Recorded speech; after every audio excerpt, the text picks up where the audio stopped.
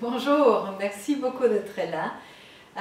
J'ai commencé ce blog en vous racontant voilà, qu'on m'avait diagnostiqué le cancer et semaine après semaine, je vous ai raconté mon histoire.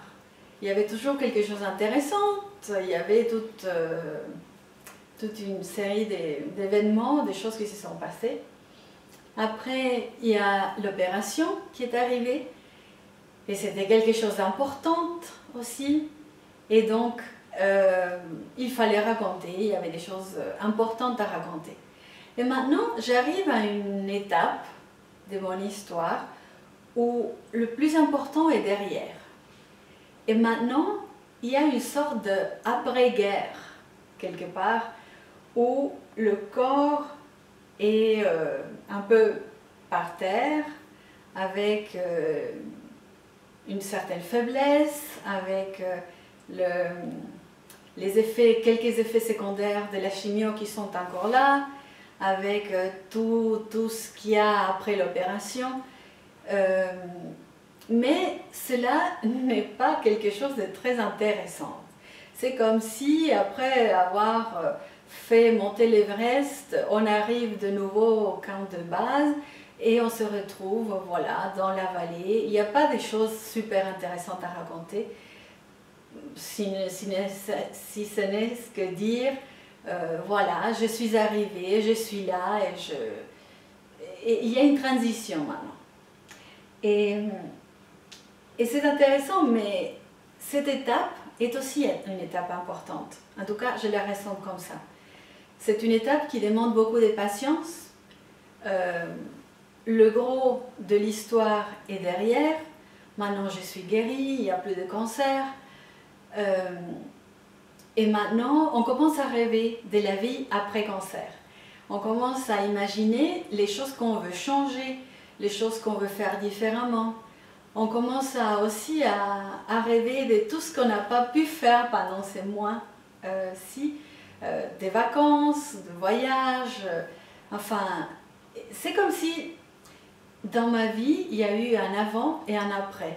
Et maintenant, je suis dans cette petite introduction timide qui va m'amener sur le après. Mais la réalité, c'est qu'il faut avoir énormément de patience dans cette étape-ci. Parce que je ne suis pas encore en forme, je ne suis pas dans tout ce qu'il y a d'aigu et de grave est déjà derrière. Et donc maintenant, il y a cette espèce, comme je viens de vous le dire, cette espèce de période après-guerre où il faut reconstruire, il faut s'occuper de sortir des cendres. Et là, par exemple, je vois que ma peau, elle est dans un très mauvais état. Il faut s'occuper de sa peau, il faut aussi s'occuper... il faut avoir beaucoup de patience avec les effets secondaires de la chimio qui sont encore là. Et surtout, il faut avoir beaucoup de patience avec les douleurs qui restent après l'opération. Et aussi, il faut avoir beaucoup de patience avec son esprit, son mental. Parce que même si on a envie de bondir, de sortir, de faire des choses, de commencer à rêver, le côté mental ne suit pas tout à fait. Il y a encore une certaine faiblesse. J'oublie beaucoup de choses, je n'arrive pas à retenir des choses. Je suis capable de lire un chapitre dans un livre et si je veux le raconter à quelques minutes après, je mélange beaucoup les pinceaux. Et donc il y a cette espèce de limitation encore. Mais quand même, il y a beaucoup d'espoir qui apparaît. Surtout quand on voit qu'on arrive à faire des petits progrès. Ce matin, par exemple, on est allé marcher et pour la première fois après l'opération, j'ai pu bouger les bras. Et ça, c'était quelque chose, parce que jusqu'à maintenant, je pouvais marcher un tout petit peu, très lentement, et je tenais mes bras comme ça. Mais aujourd'hui, j'ai pu avoir un pas plus consistant, et puis bouger un peu mes bras, ça c'était waouh!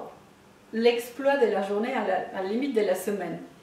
Et je vous raconte, je me sens un peu comme une description qui apparaît dans la Bible, dans le tout dernier livre de l'Ancien Testament, le livre de Malachie, dans le chapitre 3 et le verset 20, qui dit « Mais pour vous, qui respectez mon pouvoir, dit le Seigneur, le soleil de justice se lèvera. Il apportera la guérison dans ses rayons.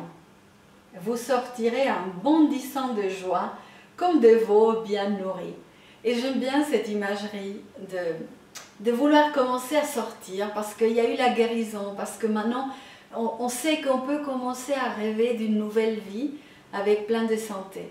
Et je suis très reconnaissante, parce que je sais que je vais pouvoir petit à petit sortir de cette après-guerre et commencer à rêver à vivre cette nouvelle vie après le cancer.